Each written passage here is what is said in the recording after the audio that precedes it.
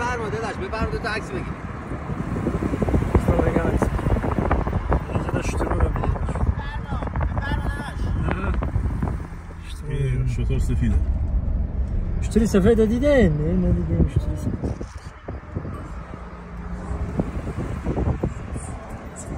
اینجا تو هم پایان شطوری هست ورمش هم میگم خیلی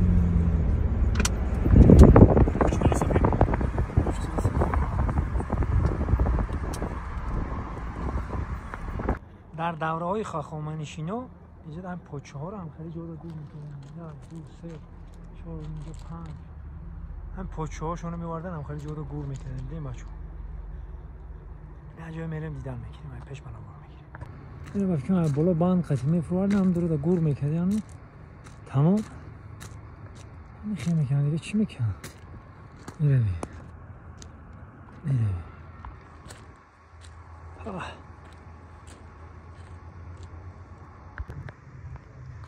آبا بوسی و تن گفتی پدرم آبا بیا یک کچ چی گپه علی جان؟ ما 3 دوره از هخامنشی، ایلامی و ساسانی رو داریم میبینیم. قبر 3 تن از بزرگان از خشایار شاه، داریوش شاه و دیگر شاهان هخامنشی اینجا روی کوه داخل کوه نقش بسته. پایین ترش ما داریم نقش برجسته‌ای می‌بینیم مال زمان ساسانی، از زمان شاپور گرفته تا زمان دیگر شاه‌های ساسانی که از تاجگذاری هاشون، نبرداشون، پیروزیاشون نقش کشیدن. قبرها به این صورت بوده تو دل کوه بوده، درش پلان بوده، اجازه ورود نداشتن. میخواستن برن، حتی یکی از پادشاه‌ها دقیقاً نمیدونم کدوم بودن، خاطرم نیست، اینو با طناب قرقره بوده میکشیدن میفرستادن که وقتی طرف داشته با طناب میفرستاده یک ماری از دل کوه میاد بیرون، میبینه قرقره اول میکنه، مادر پادشاه میفته میمیره. اینا به این صورت بوده. ولی جنازه ها هیچ کدوم داخل نیست. میگن بعد از زمان اینکه مقدونی، اسکندر مقدونی اینجا دیگه مسلط شد به ایران، بعد از اون دیگه خالی شده، نه اشیایی داخلش بوده نه استخون. خالی ها؟ خالی. خبر انا که حرکت میکنیم تماشا کردن برادرها یک جای تماشا میکنیم که دیگه معلومات ها گرفتیم. انا که تماشا کنیم که در هم دور زمان چخل نقاشی میکردم چخل بچه یه خواه بینه برادرها جای تماشا جا چیزه هم خبره و خولی که اگر نگاه کنیم بالاش چی خیلی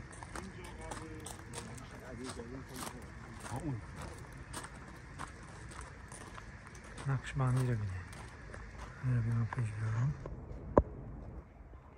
دیدیم برادرها شاه در اسب سوار، نوکراش در پیشش و اینجا جنگ کردستیم. جنگ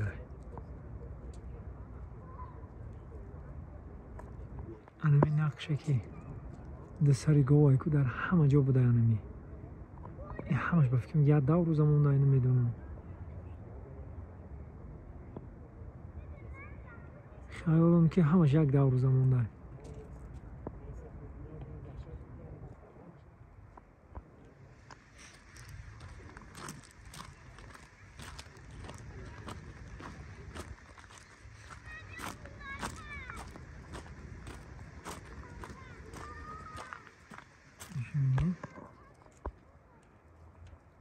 مردم سری نیزه کرده دیدین؟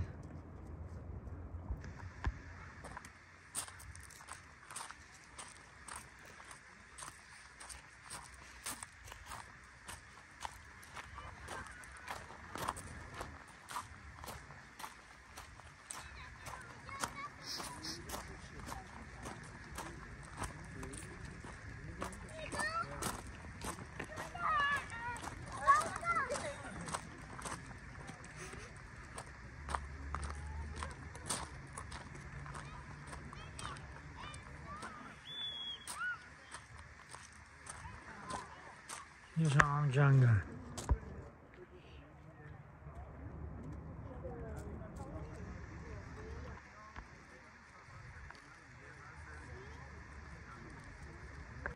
ایش چی باشه بعد میریم.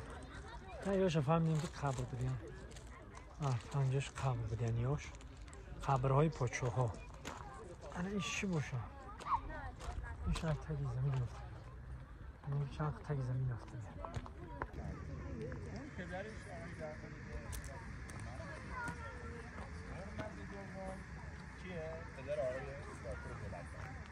هرمز داره پیروزیشو به یک شاه کوشانی نشون میده. ببینید نیزه رو توی شکم دشمنش کرده، هر دو رو با هم چیکار کرده؟ دورگون کرده.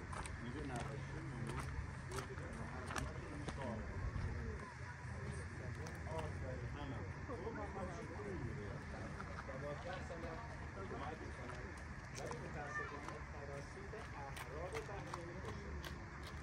تریزه شونوی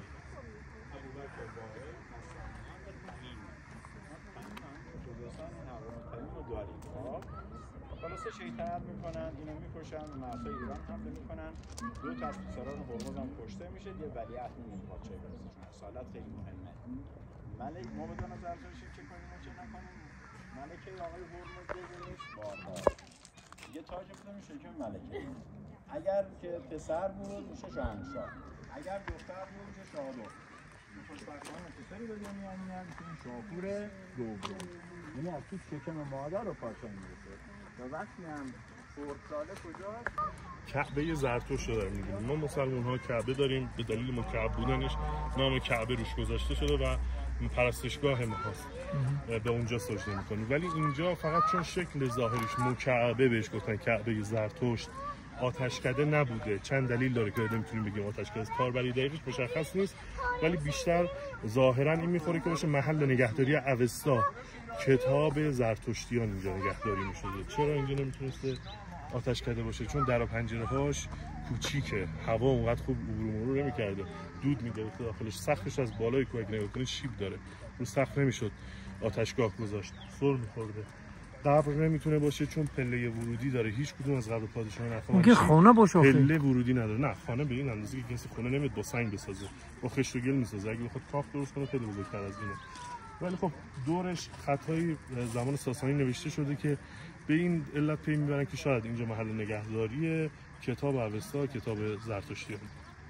درست.